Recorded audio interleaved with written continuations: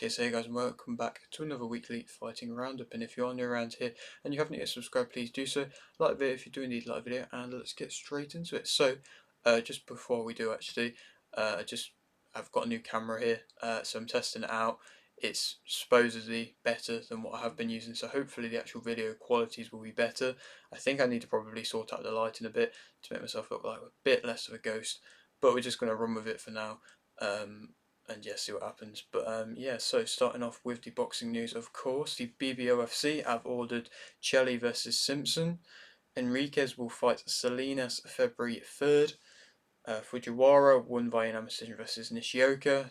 Takinaka won by unanimous decision versus Oda. Nasukawa won by stoppage round 3 versus Pacheco. Tatsuyashi won by majority decision versus Yonaha.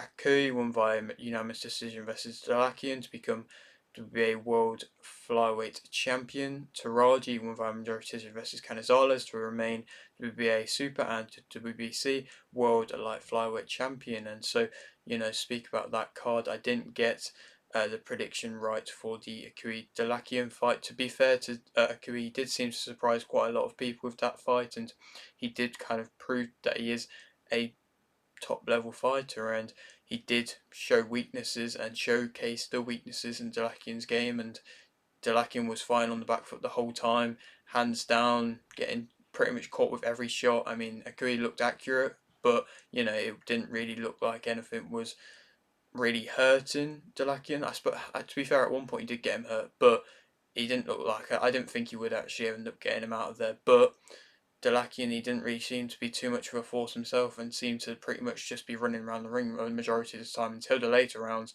where he was just getting backed up in the corner and just getting hit by Agui. And so, it was an impressive performance from him. Taraji, that was a good majority decision victory. It wasn't amazing, to be fair. It was alright performance. I mean, Taraji looked good at points. Canizales, though, he did make a very good account for himself. To be completely honest, I wouldn't mind seeing this fight again. It was a good fight. It was an entertaining fight, and Canizales, like I said, really did show a good account for himself. And people think that Canizales probably deserved to win. I wouldn't really have hated if he did win, but either way, it was still an entertaining fight. And Taraji, I just don't know, he didn't show his best of performances. And to be fair, Canizales didn't really let him. He was on him the whole fight and constant pressure, and that's why these type of fighters can be difficult to world champions, but perhaps maybe overlooking them as a mandatory challenger. Moving on now, Cash is set to fight March 30th in Japan.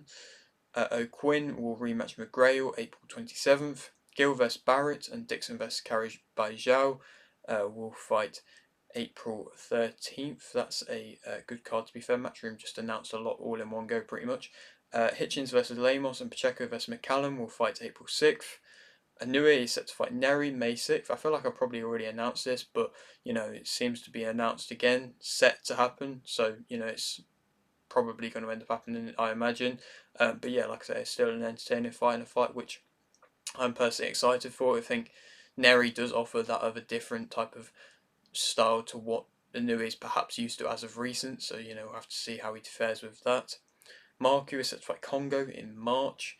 Ford doesn't want Davis to fight Stevenson, so Ford is Davis's coach, and so for him to not want to fight Stevenson, it's not really what you want to be hearing. But I mean, either way, I doubt Davis will end up fighting Stevenson this year, to be completely honest. Or I'd like to hope he will, but I don't know.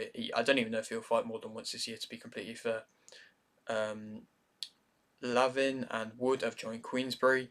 Hype Energy has sponsored the Shiraz vs Williams fight. Diaz vs Perez, Sandoval, Tudor and Chavez will fight February 15th. Haney and Inoue won WBC World Fighter of the Year.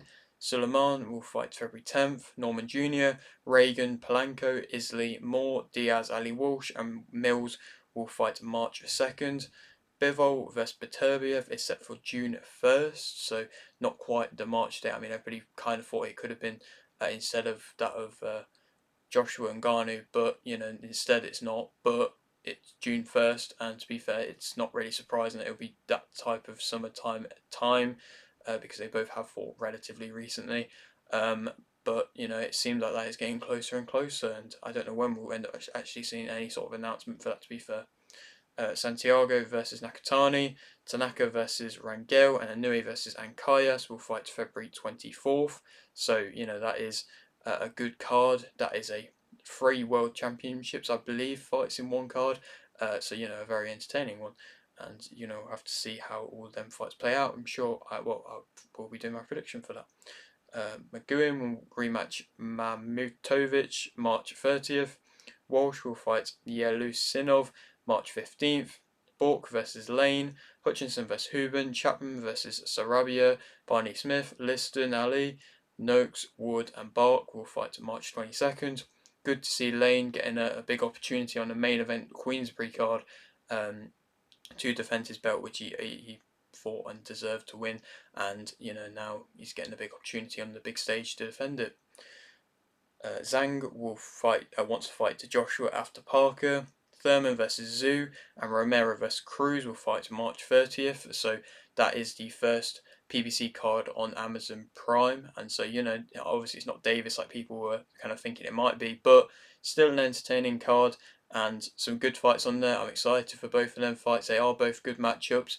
Obviously, to see Romero not fighting Haney or Garcia is a little bit of a shame. I mean, to be fair, it seemed like Garcia wasn't even sure that the Cruz fight was going to end up happening for Romero, but I still think it's going to be an entertaining fight, and you know, also good to see Zhu back, and I think this will be a good test. And if he comes through Thurman, then that does kind of stop Thurman kind of talking as much as he kind of does.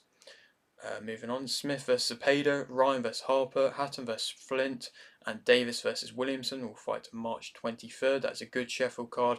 I might be there. Hopefully, I'll be there because obviously it's a very good main event. Dalton Smith, spoke to him a couple of times now, also on this channel, and also spoke to Hatton as well. Great fights on there as well, including them ones. Hearn wants the winner of Ryan versus Harper to fight Mayer. Tyson is in talks to fight Emelianenko. That is Mike Tyson in talks to fight Emelianenko. I think this was said a while ago that this actually was in talks to happen in, but it never really came to anything, and I doubt it ever actually will end up coming to anything. It probably shouldn't, and realistically, I don't really want it to. But you know, I suppose it's news at the end of the day. Zepeda will fight Hughes March 16th. That's a very, very big chance for Hughes and a deserved chance for Hughes in a big fight versus Zepeda. And, you know, I mean, he got kind of the decision go against him harshly against Cambosis Jr. Hughes, and to get this opportunity to be able to get another big fight, like I say, is completely deserved. Lara will fight Lugo February 16th. Davis' next fight is set to be in the UK, so I don't know who that could be if it is a UK opponent, but you know, it would be amazing to see him in the UK. Hennessy versus Valdebenito, and TKV versus Dobvichenko will fight February 3rd.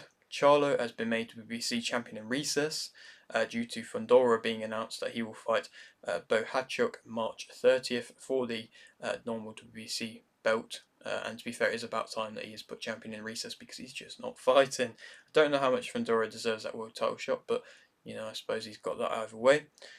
Hearn wants Rodriguez vs Estrada in the summer. That is a very good fight.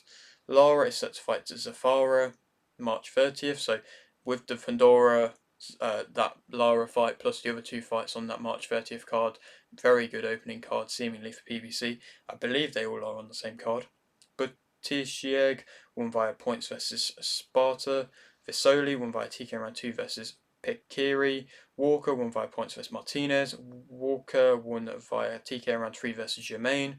Donovan won via TK round 7 versus Herrera. Clark won via TK round 4 versus McCarvey to become WBA Intercontinental Champion. Crocker won, Intercontinental Cruiserweight Champion. Crocker won via TK round 5 versus Felix, and you know, overall it was a interesting Irish Ireland card. Some big knockouts on there. I mean, the Fasoli one was a very good stoppage. Obviously, it's not against an amazingly good opponent, but for only, I believe, his second fight or something like that, to be getting them type of stoppages, it's good and it's entertaining, and that's what you want to be seeing. The Walker TKO versus round 3 versus Jermaine did really put on the stamp of Walker's actually ability and shows that he can mix it with the best, even if in the past possibly he's not been able to be amazing against the best. He's proved that he has developed, and that that fight versus Pattinson wasn't just like a one-off fight, and he is actually a very good fighter. Donovan, he looked solid versus Herrera. I mean, Herrera looked like he was having success at times, so to an extent, Donovan not relieved, but he might have been grateful that the stoppage did come when it did. Clark, very good stoppage versus McCarthy. It was a very dominant performance against McCarthy, who probably is on a bit more of the slide now. And, I don't think he's ever going to be able to get back to the European level again that he once was. But Clark did capitalise on it and was spiteful in his finish. And, that's another good step up for him. And it will be interesting to see where he progresses next. And then Crocker getting the win versus Felix. It was a very good stoppage.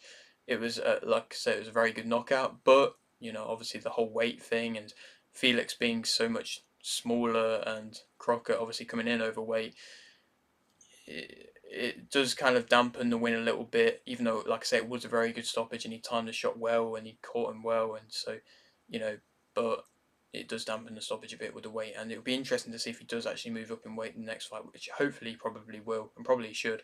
But and I mean, there's also talks about him possibly fighting Donovan, which to be fair would be a great fight. But moving on, Brown won via points versus Williams. Congratulations to Brown. We had him on the channel just before I believe his debut a little while ago now. Gaskin won via points versus Krajcevskij. Samir won via points versus Sanchez. Khan won via points versus Phillips. Payne won via points versus Ferenczi. Ustawiegel won via points versus Karami. Udin won via points versus Kazeda. Chalky won via unanimous decision versus Karami. I think that's right. No, Kademi, to become IBO World Flyweight Champion. Obviously, I did a prediction for that. Got that one wrong. Chalky, he looked good. I mean, he had a good compact guard the whole fight. He won and made the fight the inside fight. To be fair, I thought Chalky would probably be a bit smaller and look a bit smaller than he did in that fight, but he didn't. He brought the fight to him. He did really show the weaknesses in Kademi's game, and he brought it to him. Like I say, inside fight, landing the cleaner shots, very good combinations, always throwing in punches and bunches. He was either throwing in fours or it was going to the body, to the head in twos, and that's how he got the knockdown in the first round, which was a very nice knockdown. And it's an impressive win for him, a world title for him. Obviously, like I say, it's not a major one, but it's still going to elevate him as a 38-year-old African. They don't get too many opportunities, you kind of imagine. So to see him get the win, congratulations to him. And Kademi, I don't know where he's going to do, where he's really going to go now. I think he did kind of get exposed a little bit in this fight, and weaknesses were definitely shown in stuff like his style being possibly more of an amateur style and not being able to fight quite at the very, very top level. And it is a little bit of a shame. But we'll have to see where he goes from there. But to be fair, credit to Nielsen Boxing, first big world title card, and they delivered, and it was entertaining, and that's what you want to see from these smaller on-paper promotions. Donovan has called out Stanionis. I don't know if that fight's going to end up happening this year, but he wants it this year. Fundora won via TK in round 10 versus Cruz to remain IBF World Flyweight Champion. Romero won via unanimous decision versus Ruiz. Colazo won via KO in round 3 versus Gutierrez to remain WBO World Minimum Weight Champion. Munguia won via TK in round 9 versus Ryder to remain WBC Silver Super Middleweight Champion. And speak about the fights on that card. I got the Fundora one wrong. It was a strange stoppage. Cruz turning her back. Obviously, she didn't really look injured, but Cruz turning your back, you can't be doing that. And I feel like fighters should know this by now. You can't be doing that. And I mean, Fundora, she only stopped throwing punches when Cruz was turned around because the ref basically forced her to. So the punishment could have been a lot worse. And so Cruz kind of saying that she didn't deserve to have the stoppage, be the stoppage, isn't really there's no real argument, because like I say, the ref only stopped the fight because she had her back turned, and it's completely deserved, that stoppage. I mean, I got my prediction wrong.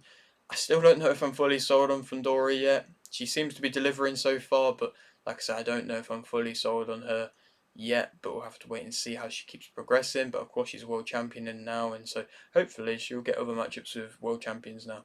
Colazo, a very good performance again from him. I mean, yet again proving why he is one of the best minimum weight fighters in the world, if not the best. And I really want to see him step up and progress. Obviously, he's only still early on in his career, but I do really want to see him now with Golden Boy progress and actually get fight another champion again, and well, fight another champion, and it would be unnecessary in my opinion because he is just kind of stopping everybody else otherwise. So you know he's just that good at the moment. He needs to have an actual real tough test now. And then Munguia, obviously I got my prediction wrong for that one. I got the one right for Colazo, but got it wrong for this one. I thought that Ryder would win.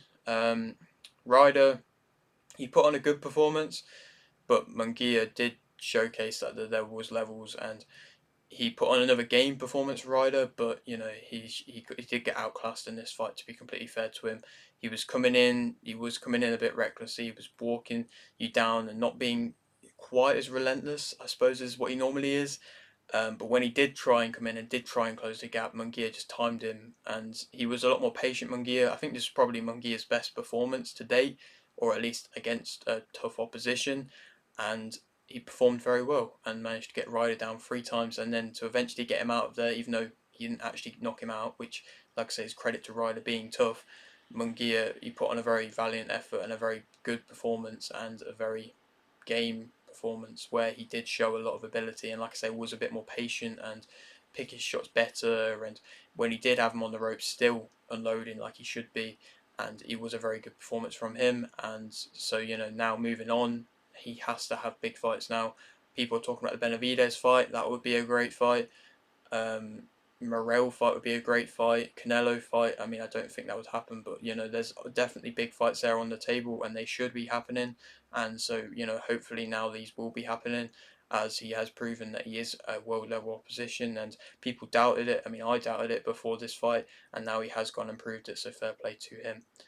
And final bit of boxing news: Hearn wants Haney vs Garcia for April 20th. I don't know if we'll see it, but maybe we will. Oh no, a bit more boxing news. Sorry about that. Mascara won via KO in round 1 vs Hernandez. Mejia won via unanimous decision versus Montellano. Cibrian won via KO in round 3 vs Williams. Medina won via majority decision versus Almaraz. Diaz won via split decision versus Gomez. Romero won via unanimous decision versus Ramos. Ochoa won via stoppage in round 2 versus Alamenez. Trinidad won via KO in round 8 versus Perez to remain WBC Continental American Featherweight Champion, and Fisher will fight Bezos February 3rd. And that is all the all the boxing news for this week. Moving on now to the MMA news, where there's not particularly loads of fights that happen. There's one fight that I want to talk about, but a lot of dates and a lot of fights being announced. So Lemos will fight Dern February 17th. Pacheco versus Lugran, and Jokwani versus McKee will fight March 30th. Cooper Free vs Jackson, and Palacio versus Ali Walsh will fight February 24th. Charrier will fight Choi April 6th. Harrison will fight Holm April 13th. I'm excited to see Harrison coming into the UFC. I think she could actually make for a big name in the women's divisions. Harrison has joined the UFC as well. Wood will rematch Moroz March 9th. Lopez will fight Yusuf April 13th. PFL have gotten rid of the women's featherweight division. Dumont will fight Red Dami April 6th. EJ will fight Philly February 10th. Andre will fight Rodriguez April 13th. And the final bit of news being the fight I did want to talk about. So Superlek won via unanimous decision versus Segawa to remain one championship kickboxing flyweight world champion. That was an entertaining fight, to be fair. I mean, Superlek, he won 4 of the rounds out of the 5. Obviously, there was that kind of third round where you kind of have to give it to Nagawa, and he did put on a good showing in that 4th round. But Superlek yet again showed his levels and showed that he is a world class striker, and that he's going to be difficult to match up against. I mean, I don't know who really wants to fight him now, as he has kind of beaten everybody kickboxing wise, and it is so crazy how he finds his angles with his kicks. And it's the whole kind of Thailand based one championship thing that's going on. It's just so impressive at the moment, and just Thailand kickboxing and Muay Thai is just so impressive at the moment. And so some of these big fights, some of these big names, and they're actually finally getting credit now, which is fully deserved. But yeah, that is it for today's video. Hope you did enjoy. Like the video if you did indeed like this. Subscribe if you're new, and thanks for watching.